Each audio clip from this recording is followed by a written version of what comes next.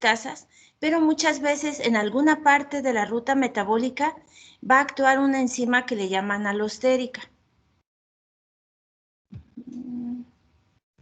A ver, aquí cómo hago. ¿Ustedes la ven en grande? ¿O hay una forma de ponerla más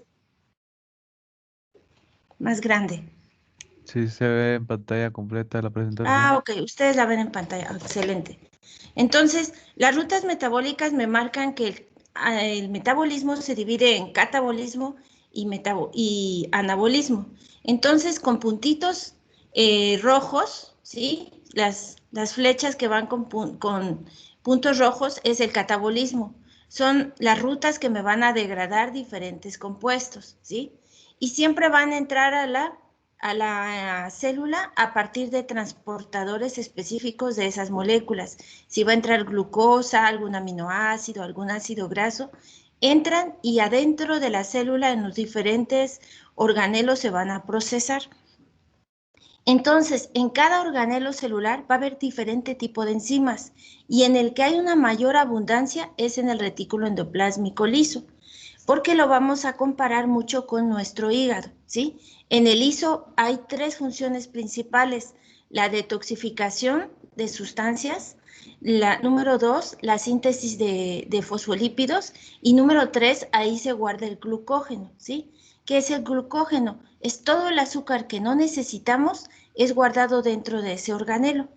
Y sin embargo, en otros organelitos como el que está aquí, la mitocondria, también hay una cantidad importante de enzimas que nos permite no solamente sintetizar ATP, sino que también oxida grasas, ¿sí? Y esas grasas cuando se oxidan, pues se convierten en otro tipo de compuestos. Entonces, para las rutas metabólicas, siempre es necesario la enzima, las coenzimas y otras que vamos a ver hoy que se llaman enzimas alostéricas. Entonces, solamente quiero que se enfoquen a eso. ¿Por qué razón? Cuando ustedes lleguen a bioquímica, principalmente a fisio, se las van a aprender. Entonces, no solo es el ciclo de Krebs, sino son el ciclo de las purinas, el ciclo de las grasas, el ciclo, por ejemplo, de las cantinas, y todo eso diría, pero ¿qué tiene que ver eso? Bueno, todo lo que entra tiene que transformarse, porque si no, se empieza a acumular en las células. ¿Y qué pasa cuando comemos demasiadas proteínas? Entonces se forma el ácido úrico. Entonces para eso participan enzimas, unas para desdoblar aminoácidos, proteínas, etcétera, y por el otro lado, otras para descomponer las sales de urato o de ácido úrico y volverlas mucho más polares agregándoles OH, entonces van a salir a través del riñón. Entonces, de alguna manera, todo eso va de la mano y esas son las rutas metabólicas. ¿Sí? ¿Por qué? Porque todo lo que pasa por nuestro cuerpo tiene que transformarse, primero para construir algo más estructural en la célula o para degradarse, hacer una función nutricional y salir a través de la orina, de las heces, del sudor. En la saliva también expulsamos metabolitos, etcétera, ¿sí? Entonces, por eso es que aporté esta, porque era importante mencionar que las enzimas no participan solo en una única reacción, sino que son parte de miles de reacciones que suceden en todo nuestro organismo. Y como dijo su compañera, bueno, ya vimos todas las cualidades biológicas que tienen las enzimas, la mayoría están en 3 dimensiones, la mayoría tienen un solo sitio activo que reconoce al sustrato, y creo que con eso vamos a entender que si está la presencia del sustrato en su concentración correspondiente, empieza el sustrato a interaccionar. Acuérdense, puede ser un sustrato o puede ser dos sustratos. No sé, creo que el martes me hicieron una pregunta en cuanto al mecanismo de reacción, porque en el texto hay una figurita donde hay dos sustratos que reconocen a la enzima. Es decir, imagínense aquí está la enzima y había un sustrato rojo y un sustrato azul. Eso significa que ahí lo que va a ocurrir es que se van a unir ambos reactivos, ¿sí? ¿Qué significa eso? Que, por ejemplo, ustedes tienen una glucosa y otra glucosa y la enzima es una ligasa. Entonces, al ver la presencia de estas, viene la enzima, junta en sus sitios activos a los dos sustratos, los une mediante un enlace, en este caso glicosídico y ATP, y ya tenemos un compuesto nada más un producto, ¿sí? Pero en estas imágenes vemos que solamente hay un sustrato reconocido por la enzima, pero pueden ser hasta 3 o más compuestos, o uno solo, depende de la reacción. Hay reacciones que se llaman de descomposición, es decir, yo tengo un disacárido, lo corto y se descompone en 2 productos, pero hay otras que son de unión o de polimerización. Puedo tener varios monómeros, los une la enzima y ya tiene un producto único, ¿sí? Por eso, para que no les vaya a confundir. Y por ejemplo, hay compuestos que en vez de romperse simplemente cambia un grupo funcional, ¿sí? Por ejemplo, tendría un carboxilo, entonces ahora le ponen un carbonilo. Entonces esas reacciones, más que de corte, como las hidrolasas o como las ligasas, son reacciones de transferencia de grupos funcionales, pueden ser las número 2 o las número 4, que serían las liasas, ¿sí? Pero en las rutas participan muchas enzimas. Y también habíamos mencionado que la enzima y el sustrato sufren cambios en su conformación para acoplarse perfectamente entre el sitio activo y entonces comience esa energía que le llamamos energía de activación, que es la energía mínima para que los reactivos empiecen a fusionarse y empiecen una transformación química para tener los productos necesarios, ¿sí? Importante, mencionamos que cada enzima está en el lugar adecuado, ahí se sintetiza y ahí se activa. Muchas veces lo que lo activa es el medio ambiente. Entonces, si bien la pepsina se sintetiza en el estómago, ¿quién lo activa? El jugo gástrico que secretan otras enzimas del estómago que se llaman células parietales, ¿sí? Y el jugo gástrico depende de cuánta concentración de hidrógeno se esté formando para que esté muy ácido el ambiente. Eso activa a la pepsina, ¿sí? Pero en el intestino, ¿quién cambia el pH a alcalino? 7, 8, 9. Pues lo cambia el jugo pancreático, porque aparte de que ahí se sintetizan todas estas enzimas, tripsina, catalasa, arginasa, ribonucleasas, están otras que son la pepsina, ahí está la pepsina. Entonces, ese tipo de enzimas son sintetizadas en el páncreas, pero también viene una gran cantidad de carbonatos y de soluciones alcalinas. Por otra parte, el hígado tiene su vesícula biliar y también secreta jugo biliar, ¿sí? O sales biliares. Y eso hace que el medio ambiente sea tan alcalino que se activen todas estas enzimas para terminar la digestión, principalmente de grasas y de proteínas. También ahí termina la digestión de azúcares. Entonces, esos 3 componentes son importantes para que se vuelvan monómeros y puedan atravesar la barrera intestinal. Si tienen alguna duda en el camino, me van diciendo. También vimos que la presencia de coenzimas es importante para que se lleven a cabo la descomposición o las reacciones enzimáticas, entendiendo que las coenzimas sí se gastan durante la reacción enzimática porque favorece que se quiten electrones, que se quiten algún grupo funcional, etc. Las coenzimas sí participan, por lo tanto su presencia es esencial. En cambio, el cofactor, que habíamos dicho que son algunos metales que están muy unidos a la enzima, esa es parte de la enzima como tal. Pero ese cofactor puede ser un punto clave para inhibirse por otros compuestos que vamos a ver, ¿sí? Entonces, Betsy, mande. disculpe, hasta el momento, bueno, por lo menos por hoy, usted ha mencionado, por ejemplo, las oxirreductasas, ¿no? Creo que mencionó a las transferasas, pues, porque son las que Sí, transfieren al grupos grupo R. químicos. Ajá. Y Grupos las, químicos.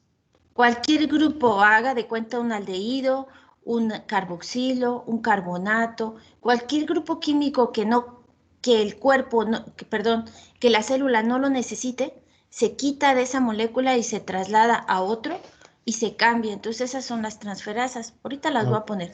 Sígame preguntando.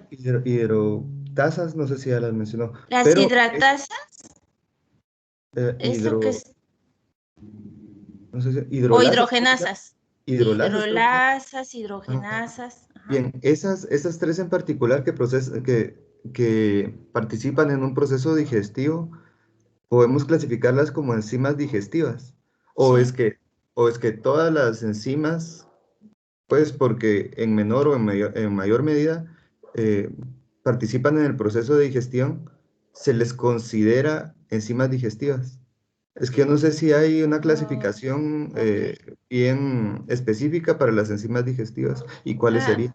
Ajá. bueno, las enzimas digestivas les podríamos llamar en general hidrolasas. Y si usted las quiere clasificar, serían las peptidasas, que son las que van a romper péptidos o aminoácidos, las glucosidasas, las que cortan azúcares, y las otras serían las amilasas, perdón, también las amilasas, pero falta una, las lipasas. Estas tres, como cortan, se clasifican como la número 3, que serían hidrolasas, ¿sí? ¿Por qué hidrolasas? Porque para cortar necesitan aportar una molécula de agua. Recuerde que cuando ustedes hacían el enlace peptídico, el glicosídico, se une el amino con el carboxilo y se genera una molécula de agua. Pero esa unión no era sencillo, había que aportar ATP, ¿sí? Sin embargo, cuando cortamos, hay que aportar agua para romper y separar cada uno de los aminoácidos o de los azúcares. Entonces, si bien la mayoría de enzimas que trabajan en la digestión a nivel gastrointestinal, la mayoría van a ser hidrolasas. Y la mayoría de enzimas que trabajan a nivel hepático solamente para transformar moléculas, ya sea fármacos o alimentos o sintetizar, van a ser oxidorreductasas y muchas veces sintetasas, ¿sí? Estas, o hidratasas que también se les llama, deshidratasas porque se pierde una molécula de agua. Pero en general se les llama hidrolasas porque siempre se aporta agua para romper grandes moléculas. ¿Queda claro? Sí, o sea que de la clasificación de enzimas que estamos viendo, solo podríamos clasificar a las hidrolasas como enzimas digestivas. Sí, Sí, aquí así. están, hidrolasas, ¿sí? Es Entonces, una reacción de hidrólisis que se requiere agua. Las oxidorreductasas participan, son las más importantes. Mire, está en su cerebro, está en el hígado, están en el pulmón, están en la sangre, en todo tejido están, porque esas normalmente pueden descomponer sustancias que llegan localmente. ¿Y qué van a hacer? Reducir, quitar grupos, ya sea hidrógenos o H's, un carbonilo, etcétera. Junto con estas, las transferasas, que estas sirven más para sintetizar. Ujú. o sea, las transferasas también serían, vamos a ver, transferasas también serían enzimas de digestión, No, son ¿no? para sintetizar. Por Ah, ejemplo, ya. estas normalmente usted tiene una glucosa y vamos a ver el ejemplo. Y Ujú. para que esa glucosa se pueda utilizar hay que agregarle un fosfato. Si no le agrega el fosfato, no sale. Entonces, normalmente es para marcar moléculas y seguir toda su ruta metabólica. Entonces, las transferasas quitan grupos, pero también construyen moléculas nuevas. Ejemplo, construyen neurotransmisores, ¿sí? ¿Por qué? Porque nosotros nada más tenemos 10 aminoácidos que el cuerpo sintetiza solito, pero hay que tomar los otros de los alimentos. Entonces hay que estarle manipulando grupos químicos a los aminoácidos para que haya lo suficiente cuando estamos generando síntesis proteica. Entonces para eso participan o para guardar y sacar cosas o en la mitosis, ¿sí? La número 3, digestión, generalmente en la digestión. La número 4, oh, no Ajá. se preocupe. La número 4 es para sintetizar, ¿sí? Grandes moléculas, ¿sí? Pero ahí también puede haber rompimiento de una molécula grande, por ejemplo, un ácido graso, modificar un grupo, un doble enlace, etcétera. Son más concretas. Las isomerasas, la mayoría trabajan en la mitocondria para cambiar el isocitrato por fumarato, por acetato, ese tipo de movimientos de cis a trans o por ejemplo movimientos de levógiro a destrógiro, o sea, solamente mueven ciertos átomos de la molécula, por eso se llaman isomerasas. ¿Y a quiénes van a actuar? Normalmente aminoácidos o azúcares pequeños. Y las ligasas, estas sí forman síntesis, forman ADN, ARN, proteínas, polisacáridos, oligosacáridos, porque estas van a unir moléculas chiquitas, pero ya dentro de la célula. Por eso se llaman ligasas o sintetasas también, ¿sí? Porque ayudan a la síntesis de grandes moléculas. No tendría mucho que ver con el proceso digestivo. ¿Sí? ¿Alguna otra duda? Gracias, Betsy. Betsy, yo tengo una duda, perdón que no me quedó muy claro en ese tema. Tengo una duda. Entonces, en el proceso digestivo hay diferentes enzimas, pero acá mi duda es que si hay especificaciones o hay diferentes tipos de enzimas que, ¿cómo se dice? Procesen diferentes tipos de carbohidratos, azúcares. Claro, sí, porque son muy específicas. Esa es la cualidad que tienen las enzimas. Y ahorita se lo voy a explicar con un cuadro. Por ejemplo, diríamos, todas las peptidasas cortan proteínas, es cierto, pero no todas cortan en el mismo aminoácido. Entonces, mientras unas cortan en el estómago a pH ácido ciertos aminoácidos no polares, en el intestino se cortan otros que ya tienen grupos polares, ¿sí? Entonces, hay una enzima que reconoce al péptido o a la proteína en diferentes aminoácidos y por eso son muy específicas. Ahorita le voy a explicar. Ajá. Ustedes la están viendo en grande, ¿verdad? La Sí. presentación. Ok. Bueno, entonces, por ejemplo, la pepsina que está aquí en este cuadrito dice que su pH es de 1.8, es decir, el pH está alto, que está solo Betsy, aquí en el no quiero estómago molestar grande. pero se escucha mal el audio, va mal de internet. Ahora me escucha mejor. No, aún no. Está bien trabada. Sí,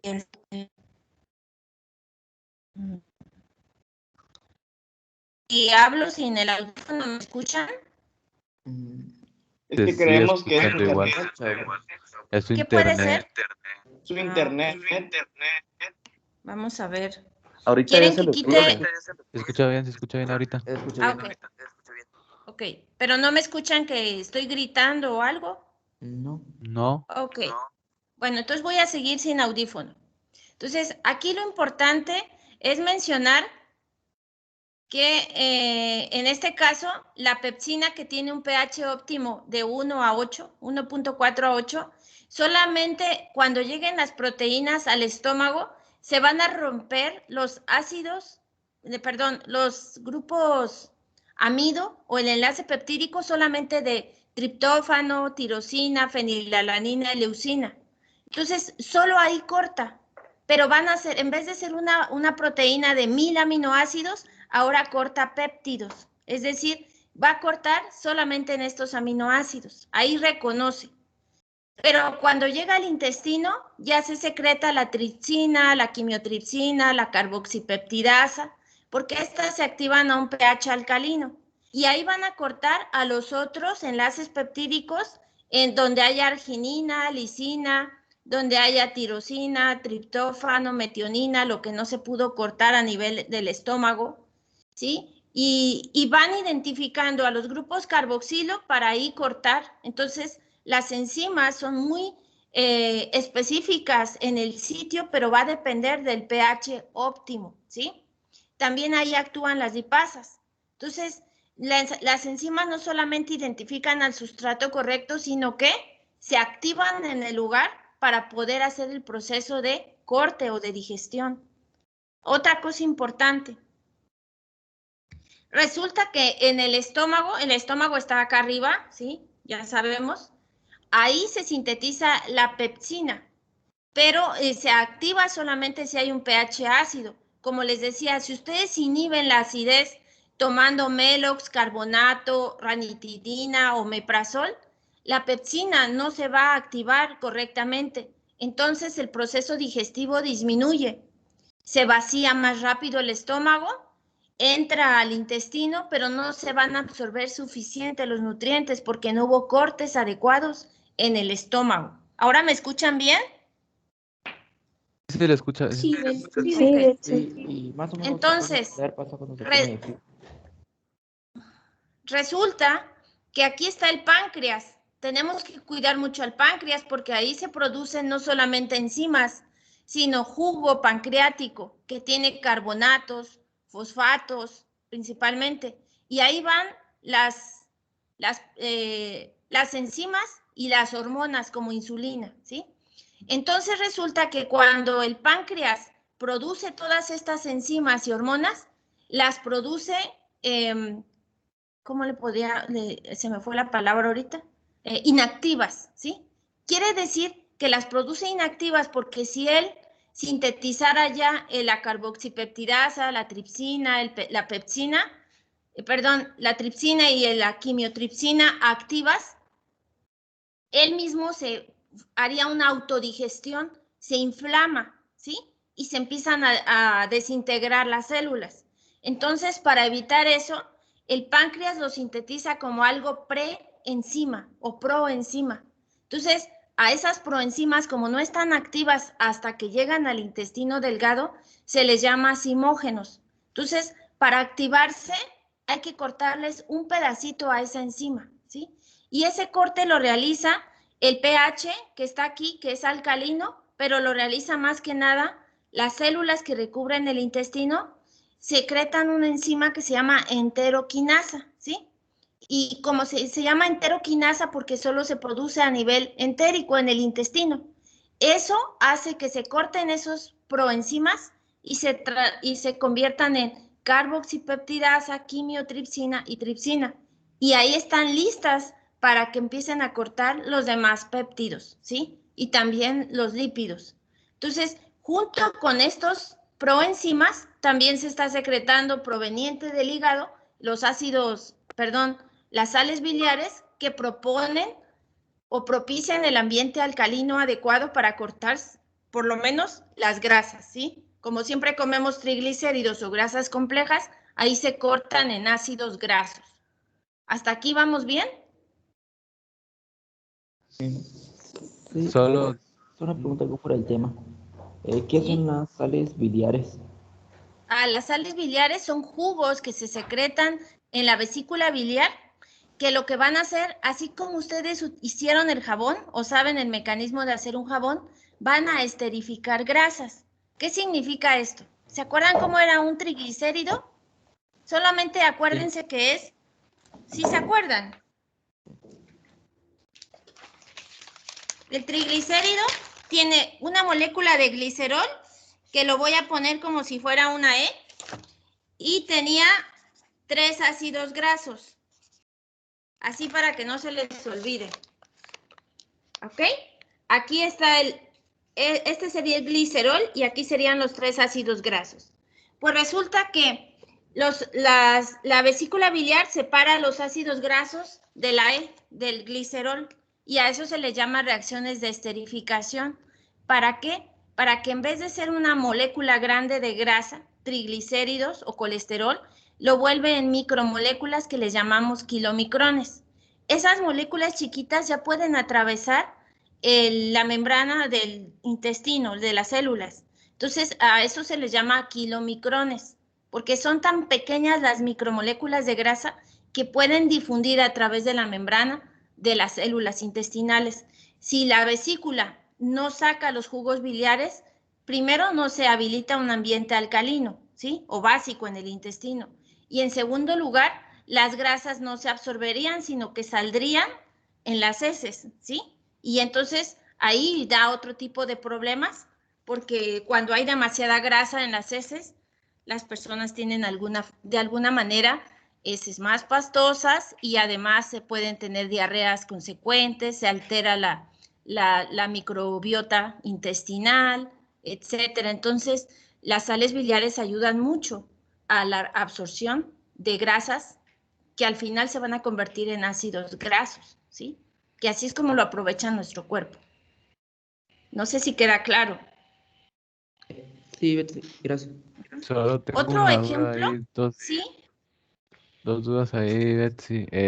La primera duda es si este procedimiento de las enzimas, aparte de verse en el procedimiento del microorganismo o de microorganismos o en el organismo humano, también se ve en el ADN o ARN.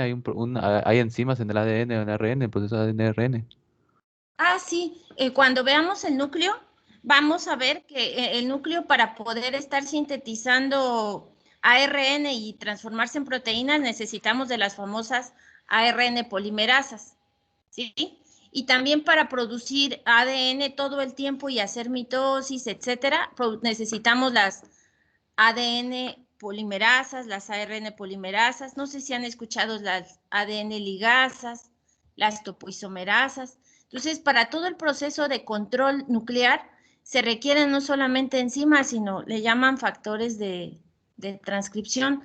Entonces, pero todas esas enzimas y los tres procesos que vamos a ver en genética es replicación del ADN, transcripción y traducción. Todo eso depende de enzimas que están solamente en el núcleo de nuestras células. Y por ejemplo, las bacterias no tienen núcleo, pero también tienen las mismas polimerasas, las ARN polimerasas, las ADN polimerasas, porque son sintetasas, son las que nos ayudan a formar polímeros de nucleótidos o de ADN y de ARN. Entonces, sí, cada organelo tiene suficientes enzimas, ¿sí? Ahora que regresemos del parcial, vamos a empezar ya a ver membrana, transporte y todos los organelos. Entonces ahí van a ver que cada organelo mínimo trabajan más o menos 20 enzimas para hacer su proceso correcto. Y acá es mi segunda duda. Usted habló que el proceso de las enzimas, pero solo en el proceso de la saponificación, o sea, de las proteínas saponificables, Sí, cables, son de los pero lípidos, a ver, los lípidos lípidos, saponificables, sí, pero ajá, no sé o por qué proteínas. triglicéridos, Lípidos ajá, y lípidos. Pero ajá. tengo una duda acá, por lo que he investigado esto de los lípidos saponificables, en realidad los lípidos insaponificables, lo que veo son los que se producen en el cuerpo, lo más común se produce en el cuerpo. ¿Qué procesos de enzimas hay ahí? ¿O estoy mal yo ahí? Ok. O sea, los lípidos saponificables son aquellos que normalmente son los triglicéridos, ¿sí? Y Ujú. estos se saponifican, en primer lugar, porque muchos no se utilizan y tienen que salir en forma de moléculas complejas, pero otros lípidos se van a producir en dos lugares distintos. En el retículo endoplásmico liso, ahí es donde se sintetiza todo el tiempo los fosfolípidos. Y en otro lugar, en la mitocondria, se oxidan lípidos, ¿sí? Por eso es que cuando alguien hace dietas donde quita los carbohidratos y consume grasas y proteínas, se metabolizan de una manera interesante en la mitocondria, ¿sí? Generan energía, pero los resultados a veces generan otro tipo de compuestos, ¿sí? Y por último, hay otro lugar donde los lípidos se aprovechan y se transforman, que serían los peroxisomas, ¿sí? Esos peroxisomas son organelos que nos permiten utilizar las grasas que comemos y transformarlas en esfingolípidos, es decir, aquellos lípidos que van a formar parte de nuestras membranas en el cerebro y en el sistema nervioso y en el hígado, ¿sí? Para formar antiinflamatorios. Entonces, no crean que es tan sencillo. Hay ciertas enzimas que terminan de, primero, recapturar las grasas que comemos en forma de ácidos grasos, después los oxidan y luego los transforman. Si no, no son parte de nuestras estructuras, principalmente de membranas. No sé si le queda claro. Sí, sí me quedó claro. Perdón por molestar tanto. Solo para ir de resolver mi duda. ¿No se supone que las lípidos saponificables son los que contienen un ácido graso o algo en específico aparte del carbono e hidrógeno que está formado un lípido? Sí, escúchame. Bueno, todos. Los lípidos saponificables, los mejores, son los triglicéridos. Entonces, ¿qué contienen? Un glicerol y pueden tener un ácido graso, pero esos no son tan comunes. A eso les llamamos monoacilglicéridos. Luego tenemos los diacilglicéridos, es el glicerol unido, ¿sí? A otro ácido graso. Y los que nosotros consumimos normalmente en grasas animales serían los triglicéridos, ¿sí? Esos tienen 3 ácidos grasos con el glicerol. Entonces lo que hacen las sales biliares es quitar el glicerol y separar cada ácido graso para que el ácido graso sí pueda entrar a través de la célula intestinal, ¿sí? El glicerol solito también entra porque tenemos transportadores y tenemos una cierta difusión para que puedan pasar moléculas más pequeñas. Entonces, la mayoría de lípidos saponificables son triglicéridos. Y cuando consumimos más, por ejemplo, aceite de oliva, cánola, etcétera, si no van como triglicéridos, van como ácidos grasos. Entonces, esos no son tan saponificables, pero se desintegran gracias a las sales biliares. ¿Sí queda Gracias claro? sí, gracias por resolverme mis dudas, Betsy. Ahora, cuando usted come mucho huevo, ahí no solamente van ácidos grasos, proteínas, también va colesterol. Entonces, el colesterol no sufre tantos cambios con las sales biliares, porque hay transportadores en las membranas para meter colesterol, pero ese transportador, cuando pasa el colesterol, lo captura como con unas pincitas y dicen, aquí vamos a llenar esta vesícula de colesterol y lo incorpora. Entonces, el colesterol normalmente va completo, no sufre cambios como los triglicéridos y las grasas, etcétera, ¿sí? Entonces, todas esas moléculas que sí logran entrar a las células, estoy buscando esa imagen, es porque solo así pueden entrar a través del tracto gastrointestinal. Se me perdió, es que yo había puesto una donde hay una célula gastrointestinal y no la encuentro. Pero Betsy, bueno. Betsy, las sales biliares, solo corríjame si lo interpreté mal. Las sales biliares están presentes en la bilis, que es una sustancia secretada por la vesícula biliar. ¿Está bien así el...? Sí, sí, Sí, listo, así gracias. es. Pero las sales biliares pues llevan carbonatos, fosfatos, fosfatasas, llevan un pH un poco alcalino para favorecer que la digestión se termine en el intestino delgado. En el colon ya no, ahí nada más se absorben electrolitos, hay fermentación y hay otro tipo de reacciones. A propósito, en el colon se sintetizan la mayoría de coenzimas, todas las del complejo B, ¿sí? O sea, uno diría, bueno, ya absorbimos los alimentos y ya que haga todo el proceso 3, 4 horas para excretar lo que no usamos, ¿verdad? Fibra, etcétera. Pero resulta que cuando los alimentos ya procesados, principalmente cuando ya se absorbieron los 3 nutrientes principales, grasas, proteínas y azúcares, todo lo que va ahí de resto se fermenta en el intestino grueso. Y ahí esa fermentación depende de la flora o microbiota bacteriana. Entonces, dentro de esa fermentación y transformación de las bacterias, surge que algunas producen coenzimas, complejo B. Entonces, si nosotros tenemos una mala alimentación, la microbiota del intestino cambia y ya no absorbemos ni facilitamos la actividad enzimática porque van a faltar coenzimas del complejo B. Entonces, al faltar las coenzimas, vamos a andar como cansados, inflamados, con falta de energía, etcétera, porque no estamos haciendo un proceso enzimático correcto. Entonces, cuando las personas no tienen suficientes coenzimas, es cuando les recomiendan nutrientes como tome complejo B, inyéctese Neurobión, etcétera. Sí, porque es una deficiencia a nivel intestinal. Así es que hay que comer bien para que nuestras bacterias intestinales estén contentas produciendo suficientes coenzimas o vitaminas del complejo B. Ahí es donde se producen, no crean que es algo mágico en el hígado o no, se producen en el intestino, se sintetizan gracias a las bacterias del intestino grueso, ¿sí? Bueno, entonces vimos los mecanismos, ahora les voy a hablar de otro mecanismo enzimático que varía en la mayoría de rutas metabólicas. Resulta que hay algunas enzimas que son sumamente específicas, como las digestivas, que cuando ven un péptido, una proteína o un azúcar, lo cortan, ¿sí? Lo hidrolizan. Y esas proteínas, enzimas, habíamos dicho que tienen una estructura tridimensional y solamente un sitio activo, como este. Aquí donde vemos un una como B invertida, vemos que ese es el sitio que va a reconocer al sustrato porque hay una cierta especificidad.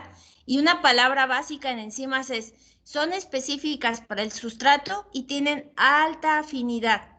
Es decir, le gusta ese sustrato, por lo tanto la enzima solamente ve la presencia, lo busca y empieza una interacción. Entonces, las enzimas son específicas y tienen una alta afinidad, ¿sí? Sin embargo, cuando esa enzima es inhibida en el sitio activo por alguna sustancia, ya no se lleva a cabo el proceso enzimático. ¿Por qué? Porque paraliza la enzima. ¿Cómo? Entonces, un inhibidor va a ser una sustancia muy similar en la composición al sustrato que le gana el sitio activo. Entonces, al colocarse en el sitio activo de una enzima, la bloquea totalmente. Y el sustrato puede empezar a aumentar de cantidad, se empieza a acumular y las enzimas ya no trabajan. Entonces, hay que tener cuidado porque otro factor que afecta la función de las enzimas es la presencia de inhibidores. Y uno diría, qué mal, si no hubiera inhibidores no moriríamos. Pero realmente los inhibidores tienen una función buena o mala. Algunos son mortales, ¿sí? Y son inhibidores irreversibles porque bloquean totalmente a la enzima, o lo que sucede es que el inhibidor se pega donde está el cofactor. ¿Y qué dije que era un cofactor, María Belén? Dígame 3 cofactores que están unidos a la membrana. Si no es María Belén, alguien que esté ahí, despierto y alerta. A ver, chicos, ¿me escuchan? Sí, iones esenciales y coenzimas. No, los cofactores. Coenzimas es vitaminas y cofactores están unidos a la enzima. Dígame 3 cofactores que estén en alguna enzima. La hemo, Sí. que es un grupo prostético. Ok, muy bien. Puede ser el hemo, que sería el hierro. ¿Otro? Zinc. ¿Otro metal? Calcio. No, calcio no. Calcio favorece la coagulación, pero es un metal alcalino térreo. Los metales que van unidos a la enzima son los que están en la parte media de la tabla periódica, ¿sí? Era hierro, selenio, zinc, cobre, cobalto, molibdeno. ¿Ah? Magnesio no es un cofactor. También puede ser un cofactor, aunque está en el grupo alcalino, también puede ser un cofactor. Bueno, como las, ¿sí? ¿Níquel? Y no. El níquel no, porque el níquel actúa como catalizador, pero en las reacciones industriales, ¿sí? Es difícil que el níquel esté en nuestras células. Níquel, paladio y platino son catalizadores industriales. Se utilizan en otro tipo de reacciones, pero nuestro cuerpo utiliza enzimas. No se vayan a confundir. Pues resulta que cuando un inhibidor importante se une al cofactor, al zinc, al magnesio, al selenio o al hierro, al hemo, bloquea todo y morimos, ¿sí? Entonces, hay inhibidores que van a tener un enlace directo con la enzima y bloquea a esa enzima. ¿Y por qué morimos? Porque bloquea el grupo 1. ¿Cómo se llaman las enzimas más importantes de acuerdo a la clasificación de las enzimas? Las del grupo 1. Las que utilizan NAD o coenzimas. ¿No se acuerdan? Oxidorreductasas. Entonces, cuando un veneno, una toxina o un inhibidor desactiva a las oxidorreductasas, adiós mundo cruel, ¿sí? Nuestro hígado deja de funcionar, las células a nivel mitocondrial dejan de funcionar y todo se paraliza. Entonces, vamos a ver que hay 2 tipos de inhibidores, ¿sí? Los letales, que son inhibidores irreversibles, y los irreversibles, que pueden ser fármacos. Así es que la inhibición no es tan mala. Los fármacos muchas veces van a ayudar a que se lleve a cabo la funcionalidad de ¿cómo se llama? De las rutas metabólicas. ¿Vamos bien, chicos? Sí, sí. Solo una A ver, pregunta. sí. Ahorita Sí, dijo mientras me que hace una pregunta, espérame. ¿Alguien me puede poner, porque no es la diapositiva, no se pudo incorporar es una diapositiva las diapositivas que subí al portal, porque ahí está el proceso de cómo el alcoholismo va a dañar a la alcohol deshidrogenasa. No sé si alguien puede bajar esa presentación del portal y ponerla acá en la clase, mientras escucho su pregunta. Perdone, mi pregunta era la siguiente. Usted acaba de decir que habían dos tipos de inhibidores. ¿Eran los letales y qué más? Los letales, que son irreversibles, la reacción química es irreversible, y Ujú. los otros que son los reversibles, que son inhibidores que a la larga son buenos. Y ahorita voy a explicar por qué. Ok. Entonces, si se dan cuenta, antes de la clase les envié una foto de cómo se clasifican los inhibidores. Entonces, para fines prácticos, los clasifican como no específicos, y cuando hablamos de un inhibidor no específico es que al cuerpo va a entrar una sustancia ácida, alcalina, algún solvente, por ejemplo, cloroformo, benceno, alcohol, esos son solventes. Puede entrar metales pesados, por eso se les llama que son no específicos, o puede ser que a alguien le empiece a dar fiebre porque tenga una infección intestinal, viral o bacteriana. Entonces, esos factores que son de afuera y que agreden a nuestro cuerpo van a inhibir de forma no específica, pero algunos de ellos pueden provocar la muerte. Y los que son no específicos que provocan la muerte, normalmente son competitivos, es decir, se van a colocar en el sitio activo del aquí, como el primer cuadrito, y van a inhibir todo el proceso enzimático. Ajá.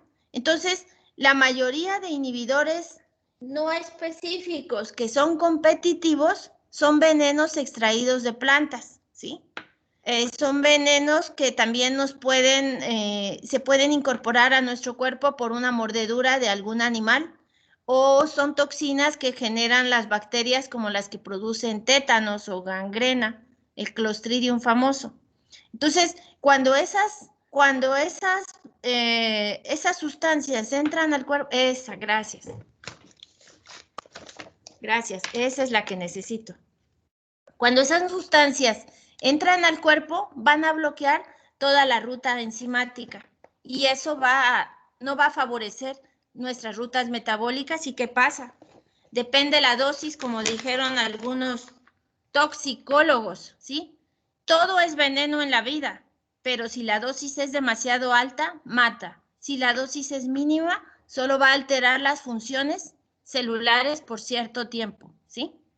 Entonces, la inhibición enzimática va a afectar a una enzima, gracias por el apoyo. Inhibiendo se coloca en el sitio activo, ¿sí? Puede ser que el inhibidor bloquee totalmente el sitio activo, o hay otros inhibidores que activan a la enzima. Gracias. Entonces, aquí vemos que en esta enzima hay dos sitios, el sitio activo que reconoce al sustrato, pero otras enzimas tienen un sitio alostérico. Alostérico significa otro lugar, ¿sí? Entonces, en esta enzima que está señalando aquí, ¿quién me está apoyando, Cristian? ¿Cristian es usted? Ok, entonces los dos sitios que están abajo se llaman sitios alostéricos. Se dice que es otro lugar de una enzima que cuando está en contacto con una molécula inhibidora, afecta toda la estructura de la enzima. Entonces, al afectar, ya no va a reconocer de manera idónea al sustrato, ¿sí? Entonces, ya habíamos dicho, todas las enzimas tienen estructura 3D o tridimensional y son de naturaleza proteica. Pero hay unas enzimas en menor proporción que se llaman enzimas alostéricas, y son aquellas que aparte de su sitio activo tienen estos sitios que se llaman alostéricos, ¿sí? ¿Sí? Son otros sitios que se pueden activar o desactivar con la presencia de fármacos o inhibidores. La siguiente, por favor. Entonces, vemos que entonces un inhibidor, en este caso que es competitivo, altera totalmente a la reacción enzimática porque ya no va a formar los productos. Se coloca en el sitio activo y ya no funciona. Sin embargo, los inhibidores no competitivos van a actuar en el sitio alostérico de esas enzimas. Y ahorita les voy a decir dónde participan esas enzimas alostéricas. No son las digestivas, son las enzimas que participan en alguna de la ruta metabólica de la síntesis de un neurotransmisor, por ejemplo, o de la síntesis de un fosfolípido, o por ejemplo participan en la síntesis de la generación de testosterona en los hombres, ¿sí? Puede que haya una enzima que ayude a formar la testosterona, pero si faltan otras, no se forma la testosterona, ¿sí? Por ejemplo. Entonces, en la parte contraria, vemos los inhibidores no competitivos. Estos no compiten en el sitio activo, no se pegan ahí, pero se van a colocar en el sitio alostérico, ¿sí? ¿Y qué pasa si se colocan en el sitio alostérico? Vean cómo es la forma del sitio activo original de esta enzima. Tiene como una W.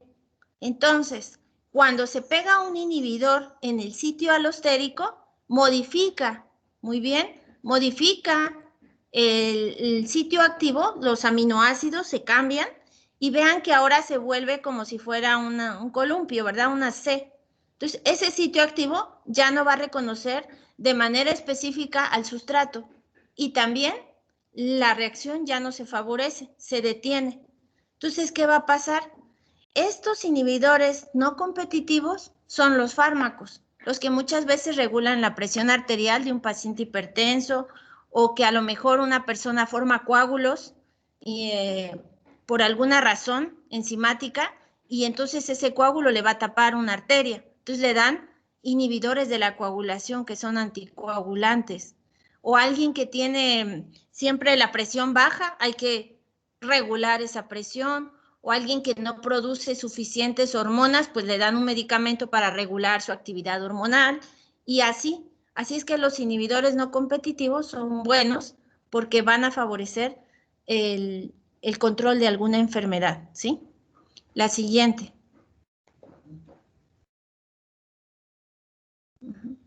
Entonces, aquí vemos parte de la historia de las enzimas,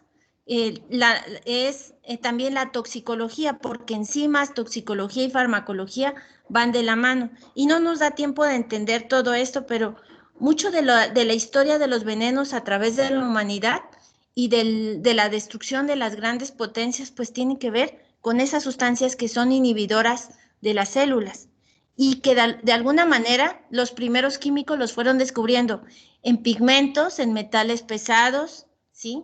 En plantas.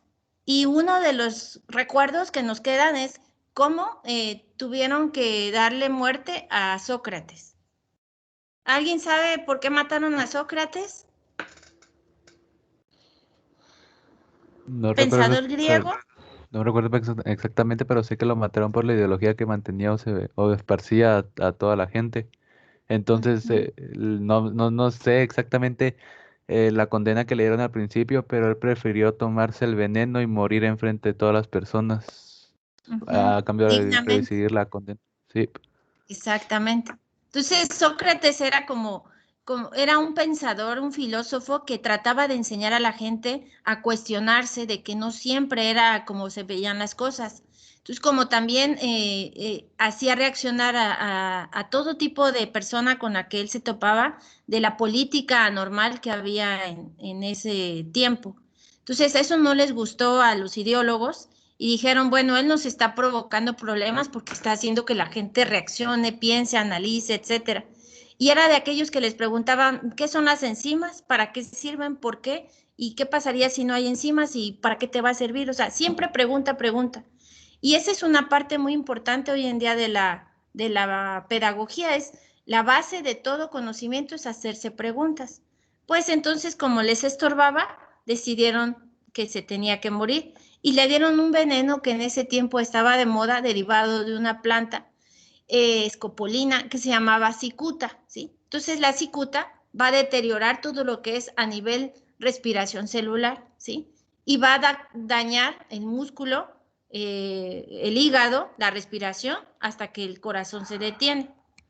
A ver, la siguiente, Cristian. Entonces, los inhibidores van a dañar de manera instantánea o lleva unos minutos, por ejemplo, el cianuro, el arsénico, etcétera. Pero este inhibidor derivado de planta, porque la dosis no se controla, también mataba y era una forma de asesinato ya predecible. ¿Quién quiere leer cómo fue muriendo Sócrates, solo para que se den una idea? Si quieres, se lo puedo leer. Dale, Por Miquel. favor, Pedro. Bueno, Sócrates continuó paseándose hasta que sus piernas no pudieron sostenerle. Entonces se tendió sobre el lecho. El carcelero le tocó los pies preguntándole si lo notaba, y él contestó que no. Después le palpó las piernas y más arriba, diciéndonos que ya todo él estaba frío y rígido. Sócrates se palpó también y dijo: cuando el veneno llegue al corazón, será el fin. Pronto empezó a ponerse frío de las caderas, y descubriendo entonces la cabeza, que ya se había tapado, dijo: Gritón, ahora me acuerdo que debo un gallo a Esculapio. Se pagará, no lo dudes. Díjole Gritón: ¿quieres algo más? Pero Sócrates ya no respondió a esa pregunta. Al cabo de 1 o 2 minutos pareció moverse, y los que rodeaban el lecho lo destaparon. Tenía ya los ojos fijos, y Gritón le cerró la boca y párpados. Muy bien. Entonces, es una reacción irreversible porque estamos viendo que aunque la muerte no fue tan rápida, fueron paralizándose lugares importantes del cuerpo. Entonces, la mayoría de estos inhibidores afectan a nivel mitocondrial a las enzimas que son las oxidorreductasas, ¿sí? Aquellas que si no funcionan, morimos, ¿sí? Entonces, por eso se ve una parálisis, se ve un enfriamiento, hipotermia, etcétera. Entonces, pues es triste este tipo de historias, pero es parte de lo que es el conocimiento de los inhibidores enzimáticos. La siguiente, por favor. Entonces, pero nosotros tenemos un mecanismo muy interesante, como les digo, son más de 3,000 enzimas las que están en nuestras células. Y, por ejemplo, una forma de entender las oxidorreductasas es tomando en cuenta a la enzima alcohol deshidrogenasa. Ustedes seguramente beben poco porque igual tienen prohibido beber. Entonces, la mayoría de personas tenemos 2 tipos de alcohol deshidrogenasas para desintoxicar o sacar del cuerpo a esa sustancia que no es buena, ¿verdad? Porque provoca alcoholismo y cierto deterioro a nivel nervioso. Entonces, en el hígado principalmente tenemos al alcohol deshidrogenasa, que lo que hace en presencia del sustrato, una bebida alcohólica, lo transforma con un acetaldehído, ¿sí? Lo pasa a acetaldehído. ¿Y qué es lo que hace? Pues, como su nombre lo dice, alcohol deshidrogenasa le va a quitar unos hidrógenos para en vez de ser 1H, lo cambia a carbonilo. Y ahí está en el hígado esa transformación. Pero necesitamos de otra enzima, alcohol deshidrogenasa 2, y de citocromos y de catalasa, que estos, por ejemplo, tienen un grupo hierro en su función como enzima, para que se termine de transformar el acetaldehído, se convierta en acetato, es decir, una molécula ácida más polar que puede salir en la orina. Pero resulta que todos tenemos esos mecanismos. Sin embargo, algunos latinos que han tenido ya antecedentes familiares de asiáticos, la gente de Asia, sí, principalmente China, Corea, Japón, y algunos europeos han tenido una mutación en el gen para el alcohol deshidrogenasa, y entonces cuando consumen alcohol les afecta más que a los que son normales, que tienen sus 2 enzimas. Entonces, ¿qué les pasa? Pues se ponen más locos, eufóricos, se están riendo mucho o se ponen agresivos, pero hay una vasodilatación en su rostro, tanto de los chicos como de las chicas, ¿verdad? A diferencia de alguien que se toma una bebida alcohólica y entonces no sufre tantos esos cambios con la primera dosis o la segunda. Entonces, a la larga, el hecho de no tener esta enzima en suficiente cantidad o una de ellas está alterada, va a provocar que gente joven le dé cirrosis hepática o le dé un cáncer hepático o pancreático, porque al acumularse las sustancias como acetaldehídos, van a provocar que haya daños en el ADN de las células de sus órganos. Entonces, aquí estamos viendo que la inhibición es a una enzima importante, pero es porque no está la enzima. Entonces, a todas las enfermedades donde se nace con una carencia de enzimas, se le llama defectos congénitos enzimáticos, ¿sí? Y hay personas que creo que ya ustedes me habían preguntado que no nacen con el defecto en la enzima, pero se va dando a lo largo de la vida. Y eso es porque pues algún medicamento desencadena que la enzima ya no se produzca, o la edad, o puede ser que alguna infección puede provocar que dejemos de sintetizar alguna enzima, ¿sí? Entonces, aquí vemos la importancia de enzimas que están no solo en el hígado, sino también en el riñón y en el páncreas. Entonces, nos permiten detoxificarnos. Igual lo vamos a ver en el retículo endoplásmico liso. Aquí hay dos enzimas importantes, uno es el citocromo P y el otro es la catalasa, que son sumamente abundantes no solo también en el hígado, sino también en el cerebro, porque el cerebro, a él llegan muchos tóxicos y tiene que estarlos detoxificando, entonces de alguna manera tiene sus mecanismos para desactivar sustancias tóxicas. La siguiente.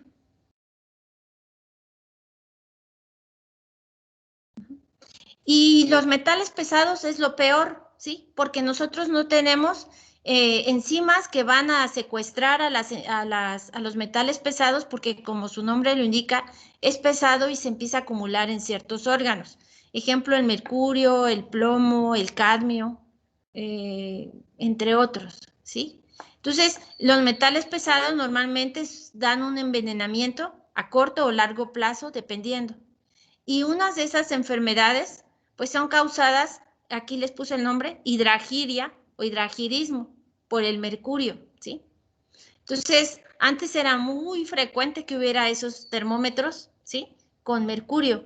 Y como el mercurio tiene esa característica de ser líquido y brillante, llamaba mucho la atención. Sin embargo, el mercurio se utiliza como un metal para extraer el oro. Si ustedes tuvieran pepitas de oro ahí medias impuras, con el mercurio jala las impurezas y ya tenemos el oro puro. Entonces se ha utilizado históricamente para extraer metales preciosos. Sin embargo, también se utiliza en la metalurgia y los sombrereros, por eso está la imagen de este personaje, utilizaban mercurio para hacer los sombreros porque el fieltro es muy duro. Entonces, de alguna manera eso le daba cierta maleabilidad a esa tela. Entonces, a ellos les provocaba desórdenes mentales, ¿sí? Les cambiaba su conducta y por eso el personaje le llaman sombrerero loco, pero realmente su trabajo, que es una exposición laboral, es la que le tiende a que él tenga este tipo de intoxicación. Y aparte de todos los procesos letales que va generando a largo plazo, pues les va a causar la muerte, ¿sí?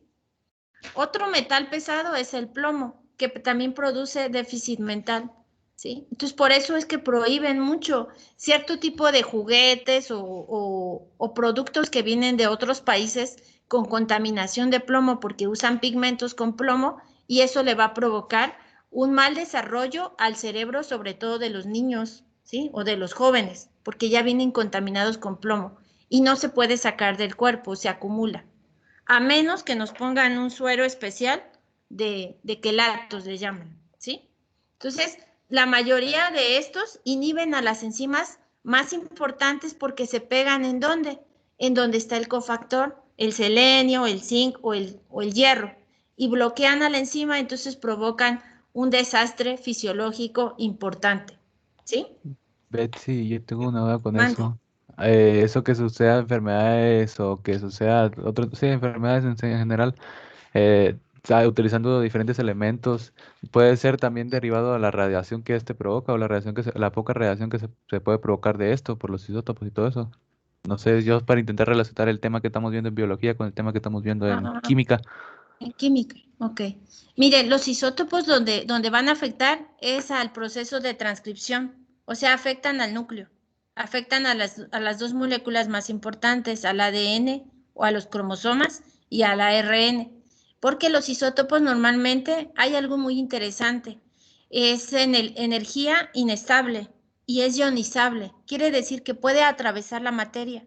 Entonces, los isótopos lo que hacen es cortar algunos nucleótidos del ADN y a veces no se acoplan correctamente, en vez de que sea una hebra de ADN saludable, se quedan unos espacios. Entonces, esas pequeñas mutaciones se van acumulando y son las que a la larga los isótopos generan algún tipo de cáncer o de leucemia o alguna mutación muy severa en algún gen.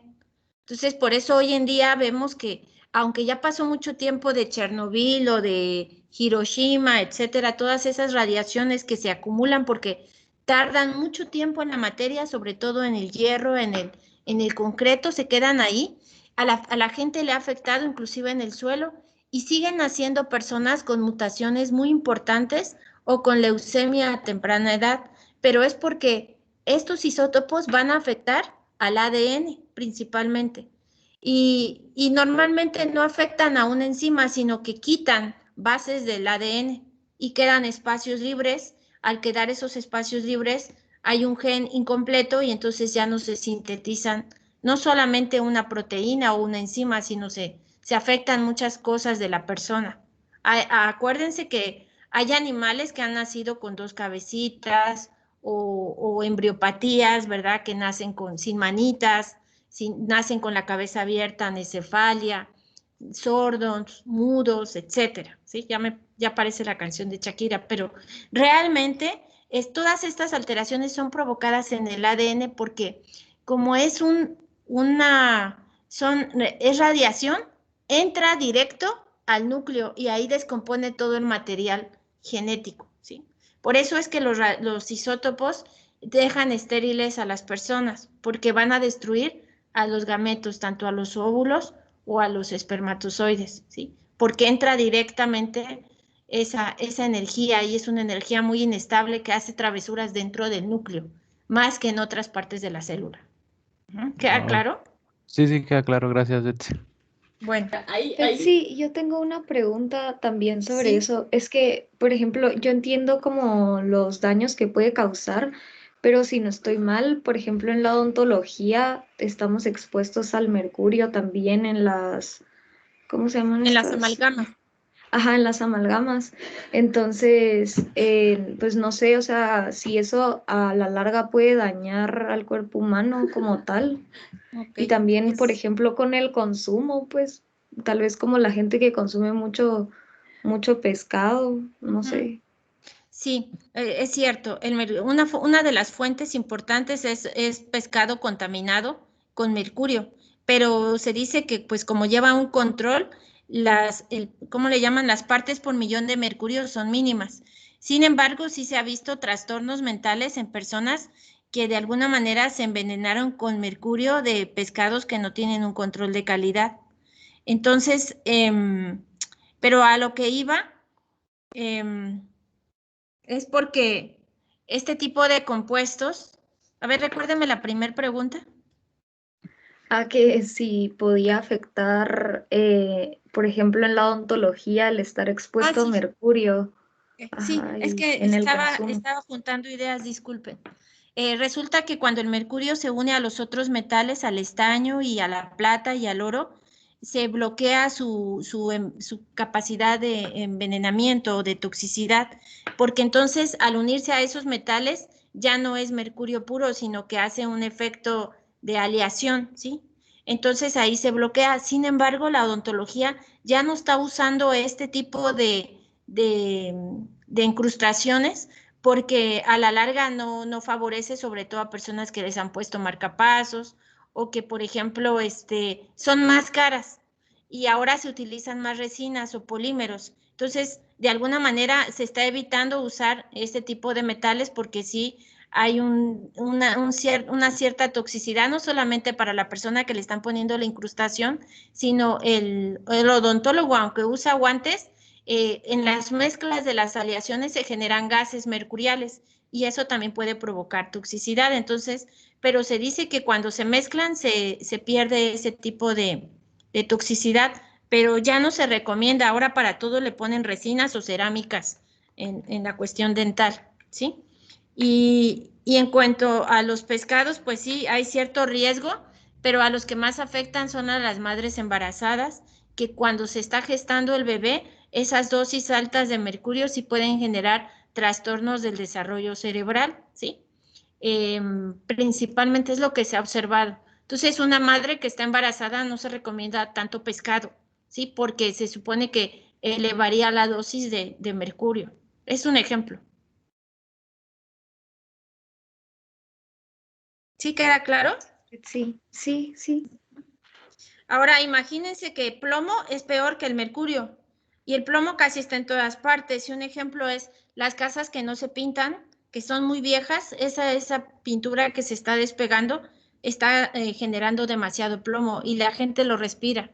O las personas que son mecánicos automotrices, para las baterías de carros, ellos están en contacto directo con plomo. Entonces, de alguna manera su conducta puede cambiar porque hay un envenenamiento directo de plomo. O ustedes seguramente no les pasó, pero hay mamás que son muy, no cuidan a sus hijos y ahí andan los niños chupando baterías de radio o baterías ahí y todo eso tiene demasiado plomo. Y a veces el niño puede convulsionar, puede vomitar, etcétera, y nunca se asocia esto a un envenenamiento con plomo. Entonces hay que estar muy atentos, sobre todo en los colegios, porque hay juguetes que también dicen que traen grandes dosis de plomo. Ajá. Entonces, sí puede dañar la conducta, el desarrollo mental, hay deterioro mental. Ustedes conocen las vajillas de barro, ¿verdad? Donde nos sirven el caldito de gallina y todo eso. Pues ese esmalte es un barniz que tiene plomo. Y pues no nos va a causar nada si comemos alguna sopa, ¿verdad? Y porque tiene plomo. Pero ¿qué pasa si ustedes sirven en esas vasijas de barro algo ácido, con vinagre o con limón? Entonces lo que hace el vinagre o el limón es jalar el plomo y lo estamos comiendo en nuestros alimentos. Entonces ahí que va a provocar dolor de cabeza. Hay gente del campo o rural que, por ejemplo, sí, su deterioro mental a veces es acelerado, pero ellos no saben que donde están consumiendo sus alimentos están ya viejitos o se está descascarando el esmalte y ahí va una cantidad importante de plomo. Entonces, ese es un envenenamiento accidental. Voy a pasar a la siguiente, por favor. ¿Alguna otra duda o pregunta? Híjole, ya va a terminar. La siguiente, porque tengo que hablar de las enzimas alostéricas. Cristian, despiértese. ¿No está? Estoy Cristian, ¿me cambiando. puede? Yo veo aquí al sombrerero loco todavía. ¿Y los demás? No sé si ven. No, ya se Yo cambió. ya veo otra cosa. Lo mío sí cambió. Sí, se está cambiando. 6,7. Póngame donde está una fórmula de la treonina. Que hay varias flechitas. Es una reacción química con varias flechas. Es esa, creo yo. Regulación Sí, es alostérica. esta. Sí, retroalimentación. Y esto Entonces, es. mientras lo pone y se carga, porque yo no veo eso, es porque hay inhibidores, porque la célula sí tiene algunos procesos para inhibir. Entonces, en primer lugar, para controlar que la cantidad de sustrato o de producto no sea demasiado, ¿sí? Si hay la presencia de un inhibidor benéfico, es para que no se empiecen a acumular cierta cantidad de nutrientes en nuestro cuerpo que no se van a utilizar. Y para no estar generando reacciones químicas, entonces se anula la actividad de la enzima y ya no tenemos un exceso de producto, ¿sí? Porque se acumularía. También para controlar si hay mucho sustrato que no reaccione con otras moléculas. Desde mi punto de vista no ha cambiado, me quedé en lo de intoxicación por mercurio. Y también los inhibidores son importantes para disminuir la cantidad de productos. Es decir, si por ejemplo alguien está sintetizando demasiado dopamina en su cerebro, todo el tiempo estaría como el sombrerero loco, ¿verdad? Riéndose, alegre, etcétera. Y eso no es normal. Entonces tiene que haber un inhibidor de las enzimas que están sintetizando los neurotransmisores para poder anular el efecto de ese neurotransmisor. Entonces, hay momentos en los que se necesita y se sintetiza. Y hay momentos, no podemos estar dormidos y riéndonos porque en ese momento la célula está bloqueando esa síntesis de neurotransmisores. Entonces, por eso los inhibidores de nuestro cuerpo, los naturales, son importantes para frenar rutas metabólicas. No cambió, Cristian. Yo creo que algo está pasando con el internet.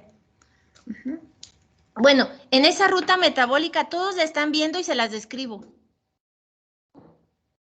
¿Dónde está la treonina? Sí. Ok, entonces me lo voy a imaginar.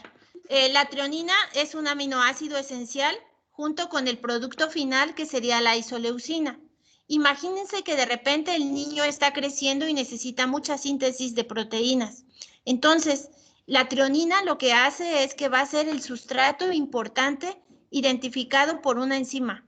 Esa enzima tiene una cualidad, se llama alostérica, porque tiene un sitio activo y un sitio alostérico. Entonces, las enzimas alostéricas, se me había olvidado, tienen una estructura cuaternaria a diferente de las otras enzimas, es decir, son globulares. Entonces, ¿qué pasa cuando esta enzima que está en una ruta metabólica de síntesis, por ejemplo, de neurotransmisores o de proteínas, esta enzima detecta que hay suficiente treonina? Entonces, la treonina es el sustrato y se pega al grupo, al sitio activo de la treonin desaminasa. Esa es la enzima. Entonces, cuando se pega a ese sitio activo, empieza una cadenita donde participan otras enzimas transformando la molécula, ¿sí? Finalmente, como participa la enzima 2, la enzima 3, la enzima 4 y forma a la isoleucina, entonces lo que va a pasar ahí es, cuando hay suficiente isoleucina, el producto final va y se coloca en el sitio alostérico para inhibir, porque la célula dice, ya no quiero más isoleucina, ya párate, ya no. Entonces, ahí lo que sucede es que estas enzimas son controladas por la cantidad de producto. Entonces, cuando hay suficiente producto para ese proceso, el producto se coloca en donde está el sitio inhibidor, ¿sí? El sitio alostérico. Entonces, el producto inhibe que ya no siga la ruta metabólica. Y cuando se acaba el producto, dice, otra vez, actívate la primera enzima, la alostérica. Entonces, por eso es importante entender que muchas rutas metabólicas son controladas por una retroalimentación para no producir de más o para que no haya deficiencia. Y eso más tiene que ver con procesos donde se desarrollan, como les digo, proteínas o neurotransmisores a nivel de diferentes tipos de neuronas. Entonces, ahí se habla de las famosas enzimas alostéricas, ¿sí? No sé si tienen alguna duda o pregunta. Chicos. No, y por último, póngame ahí la imagen donde está la fosforilación, que hay una glucosa, una molécula de glucógeno, y hay una enzima que se llama fosforilasa. Entonces, aparte de todas las enzimas, estas que participan en la retroalimentación, ¿sí? Algo importante, las otras enzimas, la 2, la 3, la 4, son importantes en la ruta, pero si no se activa la primera, la que responde al aminoácido, por eso tiene ese nombre, treonin desaminasa, no se activa ninguna otra. Entonces, eso es lo que abre el camino para la reacción enzimática, ¿sí? Luego, entonces ya vimos enzimas digestivas y todos los 6 tipos, hidrolasas, oxidorreductasas, etc. También vimos enzimas alostéricas, que tienen diferentes sitios que pueden inhibirse. Y por último, hay unas enzimas muy importantes en la regulación metabólica principalmente y en la mitosis o el ciclo celular, que se llaman fosforilasas. Y como su nombre dice, es Estas fosforilasas son enzimas que aportan un fosfato a otra molécula para activarla o desactivarla. También se les conoce como quinasas y son muy importantes, sobre todo para regular mecanismos así muy finos en el cuerpo. Entonces, por ahí hay una imagen donde está el glucógeno, son como tres glucosas unidas. Entonces, el glucógeno es una molécula compleja que se almacena en el hígado o a veces en el músculo.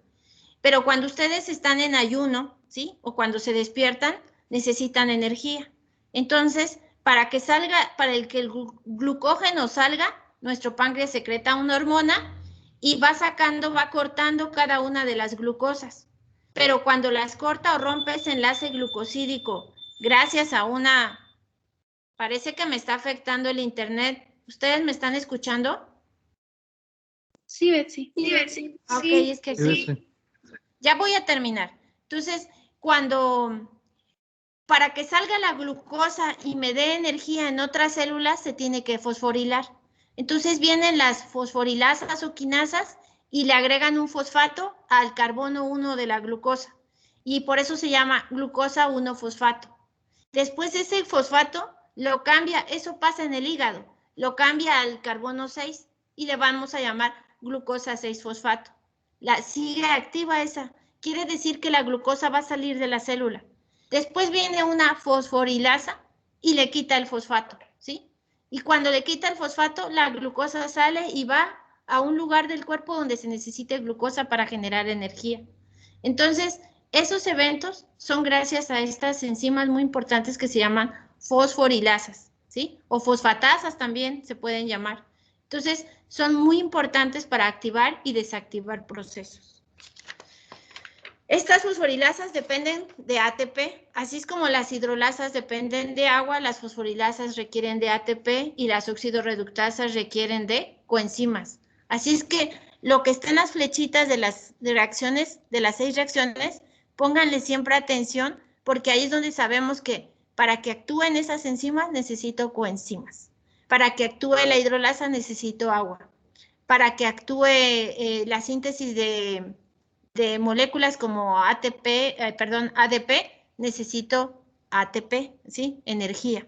¿Sí? Para formar polímeros necesito energía. Entonces, aparte de las enzimas, siempre las células van a requerir agua, ATP, ADP o coenzimas, ¿sí? Cualquiera de esas.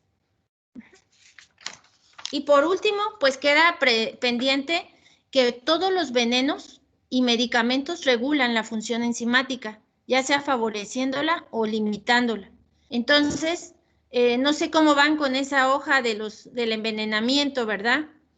Ahí tienen que poner, si por ejemplo el Clostridium, qué enzima bloquea.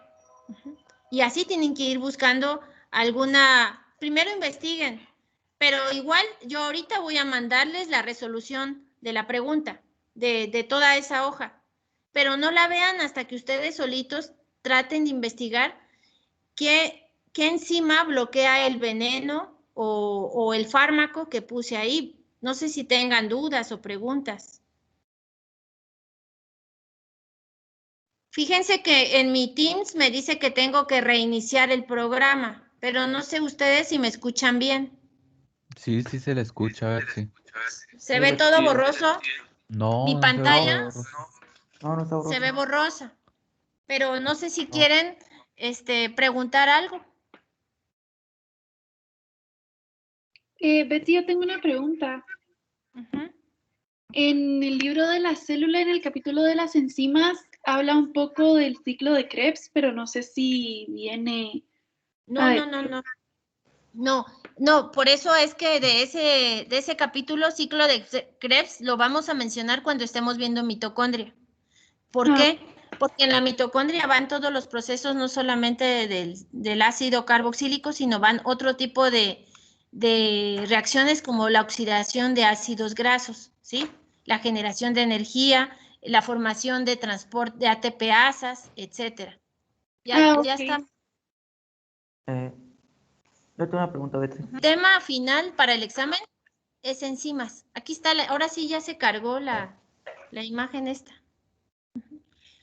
pero me sigue dando un poco de problema la pantalla. Yo creo que tengo que reiniciar la compu, pero no importa. ¿Otra pregunta o dudas o curiosidades o quieren que... A ver, ¿me escucho? ¿Cuáles son los temas que se verán en el parcial? Perdón la molestia. Hemos aprendido estructura de membrana, todos los componentes, fosfolípidos, colesterol, balsas lipídicas, etcétera, ¿sí? Luego de los componentes de la membrana también vimos las macromoléculas como las que están formando a los virus, viroides, priones, etcétera. Y por último, todo lo que es las generalidades de enzimas, ¿sí? Me faltó las enfermedades y el diagnóstico, pero no dio tiempo, así es que lo vamos a ver cuando estemos viendo enfermedades raras en peroxisomas y lisosomas, y también lo vamos a retomar en el retículo endoplásmico liso. Y si tienen alguna duda previa para el examen, pues me dicen y tomamos 1 hora o media hora y revisamos la guía. Esa guía no se entrega, es solo para que ustedes estudien los temas de una manera más organizada. Betsy, ¿Sí? No le escucho. Bueno, voy a hablar yo. Es que tengo una duda. Ajá. Es que en el libro de la célula, en el capítulo 3, las primeras páginas hablan de enzimas y ya después empieza a hablar del metabolismo. ¿Eso entra también o no? No. Solo enzimas. Acuérdense que metabolismo sí lo mencioné, pero como desde el punto de vista de introducción y que son toda la suma de las reacciones químicas de nuestro cuerpo. Pero todo lo que viene ahí después de la estructura general de las enzimas, no, todavía no lo vamos a tomar hasta que entremos a la mitocondria. Ah, ok, muchas gracias, Betsy. Por eso es que, si se dan cuenta, la presentación es más del mundo de la célula que el ¿cómo se llama? Que del Cooper. Pero el Cooper, posteriormente, cuando estamos en genética, cuando estamos viendo todo el proceso de cáncer, etcétera, menciona mucho a las fosforilasas, a las quinasas, etcétera. Pero ese segundo semestre. Entonces, yo me estoy adaptando al Cooper para hacer un texto mucho más amigable para ustedes. Pero a veces el Cooper no llena las expectativas de las bases fundamentales de enzimas. Y por eso les comparto las del libro anterior y ahí junté algunas cosas importantes que deben de saber.